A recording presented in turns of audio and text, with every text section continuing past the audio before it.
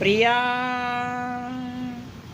ప్రియాని పుట్టడానికే 9 నెలలు పట్టింది. ఇక నీలో నాలో ప్రేమ పుట్టాలి అంటే 90 రోజులు పట్టవచ్చు, 9 రోజులు పట్టవచ్చు, 9 గంటలు పట్టవచ్చు, 9 నిమిషాలు పట్టవచ్చు, 9 సెకండ్లు పట్టవచ్చు. నా కళ్ళల్లోకి కంటిన్యూగా చూస్తుండు ప్రియ. ఏ క్షణంలోనైనా మన మధ్యల ప్రేమ పుట్టవచ్చు.